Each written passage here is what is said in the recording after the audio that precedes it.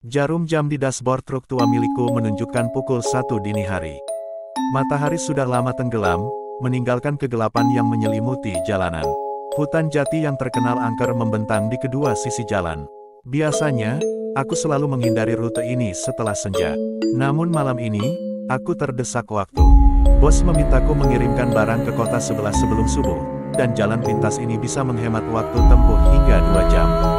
Kabut tebal mulai turun, mengurangi jarak pandangku menjadi hanya beberapa meter. Udara malam terasa lembab dan dingin, menusuk hingga ke tulang. Bau anyir menyeruak dari hutan, membuat bulu kudukku berdiri. Tiba-tiba, mesin trukku batuk-batuk dan akhirnya mati total. Aku mengumpat, memukul setir dengan kesal. Sialan, teriakku, frustrasi. Aku mencoba menghidupkan mesin lagi, tapi tidak berhasil. Keheningan hutan semakin mencekam. Hanya suara jangkrik dan gemerisik dedaunan yang terdengar. Aku merogoh senter di laci dashboard, lalu keluar dari truk. Kabut tebal membuatku sulit melihat sekeliling. Aku berjalan menyusuri jalan, berharap menemukan tanda-tanda kehidupan. Setelah berjalan sekitar 100 meter, aku melihat sebuah jalan setapak kecil yang menghilang ke dalam hutan. Sebuah pelang kayu lapuk bertuliskan, "Kampung Hutan," berdiri di samping jalan setapak itu. Aku ragu-ragu sejenak, tapi rasa penasaran mengalahkan ketakutanku. Aku memutuskan untuk mengikuti jalan setapak itu, berharap menemukan bantuan di kampung yang tersembunyi di dalam hutan. Jalan setapak itu semakin sempit dan berliku-liku. Pepohonan besar menjulang tinggi, menutupi langit malam. Cahaya senterku hanya mampu menembus beberapa meter ke depan. Suara-suara aneh mulai terdengar dari dalam hutan. Raungan binatang, gemerisik dedaunan, dan bisikan-bisikan samar yang membuatku merinding. Langkahku, jantungku berdebar kencang. Tiba-tiba, aku tersandung akar pohon dan terjatuh. Senterku terlempar dan mati. Aku meraba-raba tanah, berusaha menemukan senterku. Saat aku meraihnya, tanganku menyentuh sesuatu yang dingin dan berlendir. Aku menarik tanganku dengan cepat, jantungku nyaris copot. Aku menyalakan senterku dan mengarahkannya ke bawah. Aku melihat seekor ular besar berwarna hitam melingkar di sampingku.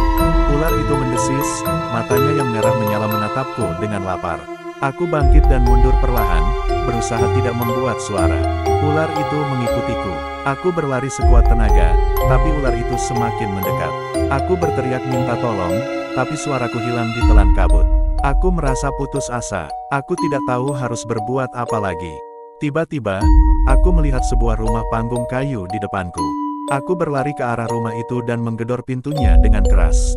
Tolong buka pintunya," teriakku. Pintu terbuka perlahan. Seorang wanita muda berdiri di ambang pintu. Wajahnya pucat pasi, matanya merah darah. Dia tersenyum sinis padaku. "Masuklah," katanya dengan suara serak. Aku ragu-ragu sejenak, tapi ular itu semakin mendekat. Aku tidak punya pilihan lain. Aku masuk ke dalam rumah itu. Wanita itu menutup pintu di belakangku. Rumah itu gelap dan pengap. Bau anyir darah menusuk hidungku. Wanita itu berjalan ke arahku, senyumnya semakin lebar. Aku mundur selangkah, tapi wanita itu terus mendekat. Aku terpojok di dinding. Wanita itu mengulurkan tangannya dan menyentuh wajahku. Kulitnya dingin dan kasar. Aku memejamkan mata, pasrah dengan nasibku.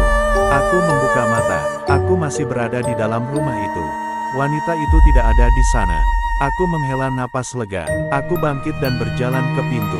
Aku mencoba membuka pintu, tapi pintu itu terkunci. Aku menggedor pintu dengan keras, tapi tidak ada jawaban. Aku mulai panik. Aku berlari ke jendela dan mencoba membukanya. Jendela itu juga terkunci. Aku menggedor-gedor jendela, tapi tidak ada gunanya. Aku merasa seperti sedang terjebak dalam mimpi buruk. Aku duduk di lantai, kepalaku terasa berat. Aku merasa sangat lelah. Semuanya aman. Setelah itu, aku mulai perjalanan pulang. Aku sengaja menghindari jalan pintas melewati hutan jati. Aku memilih rute yang lebih jauh, tapi lebih aman. Aku tidak ingin mengalami kejadian mengerikan seperti tadi malam lagi. Saat melintasi jalan tol, aku melihat sebuah mobil patroli polisi berhenti di bahu jalan. Aku menepi dan bertanya kepada polisi apa yang terjadi. "Ada kecelakaan tadi malam," kata polisi itu. "Sebuah truk menabrak pohon di hutan jati. Sopirnya tewas di tempat." Aku terhenyak. Aku teringat kejadian tadi malam. Mungkinkah sopir truk yang tewas itu adalah aku? Mungkinkah aku sebenarnya sudah mati? Aku menggelengkan kepala, berusaha mengusir pikiran-pikiran aneh itu. Aku kembali ke truk dan melanjutkan perjalanan. Aku tidak tahu apa yang sebenarnya terjadi tadi malam. Yang jelas, aku bersyukur masih hidup. Beberapa hari kemudian, aku membaca berita di koran tentang kecelakaan truk di hutan Jati. Sopir truk yang tewas itu bernama Wahyu. Dia berasal dari desa yang sama denganku. Aku tidak pernah bertemu dengannya, tapi aku merasa kasihan padanya. Aku berpikir tentang kejadian mengerikan yang kualami. Aku tidak tahu apakah itu hanya mimpi atau kenyataan. Tapi aku yakin, ada sesuatu yang jahat di hutan Jati. Binatang malam terdengar sayup-sayup. Aku merasa seperti sedang memasuki dunia lain. Setelah berjalan sekitar 1 jam, aku tiba di tempat trukku ditemukan. Truk itu masih ada di sana, dalam kondisi rusak parah. Aku mendekati truk dan memeriksanya. Tidak ada tanda-tanda kehidupan di dalamnya. Aku melihat sekeliling, mencari petunjuk. Mataku tertuju pada sebuah kain putih yang tersangkut di dahan pohon. Aku mengambil kain itu dan membukanya. Di dalamnya, aku menemukan sebuah foto. Foto itu adalah fotoku, tapi bukan fotoku yang sekarang. Foto itu adalah fotoku saat masih kecil, bersama orang tuaku. Aku tidak ingat pernah memiliki foto itu. Aku jatuh ke dalam kegelapan. Aku merasakan tubuhku terbanting di tanah. Aku kesakitan, tapi aku tidak bisa bergerak. Aku merasa seperti sedang sekarat. Saat aku membuka mata, aku melihat nenek itu berdiri di depanku. Dia tersenyum sinis, lalu menghilang. Aku menutup mata, pasrah dengan nasibku. Aku terbangun di rumah sakit. Aku melihat istriku duduk di samping tempat tidurku. Dia menangis terseduh-seduh. "Sayang, kamu sudah sadar," katanya sambil memelukku. Aku bertanya apa yang terjadi. Istriku menceritakan bahwa aku ditemukan pingsan di hutan Jati oleh seorang warga. Aku dibawa ke rumah sakit dan dirawat selama beberapa hari. Aku terdiam, tidak bisa berkata-kata.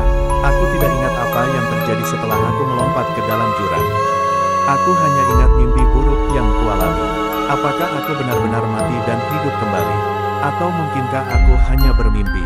Aku tidak tahu jawabannya. Yang jelas, aku bersyukur masih hidup. Aku memeluk istriku erat-erat. Aku berjanji tidak akan pernah lagi pergi ke hutan Jati. Aku tidak ingin mengalami kejadian mengerikan seperti itu lagi. Beberapa tahun kemudian, aku dan istriku pindah ke kota lain. Kami memulai hidup baru, jauh dari bayang-bayang masa lalu. Aku tidak pernah lagi mendengar kabar tentang hutan Jati. Namun, mimpi buruk itu masih sering menghantuiku. Aku tidak tahu apakah itu hanya mimpi atau kenyataan. Tapi yang jelas, aku tidak akan pernah melupakan pengalaman mengerikan itu. Aku akan selalu ingat bahwa ada sesuatu yang jahat di hutan Jati. Sesuatu yang mengintai dari kegelapan, menunggu mangsanya.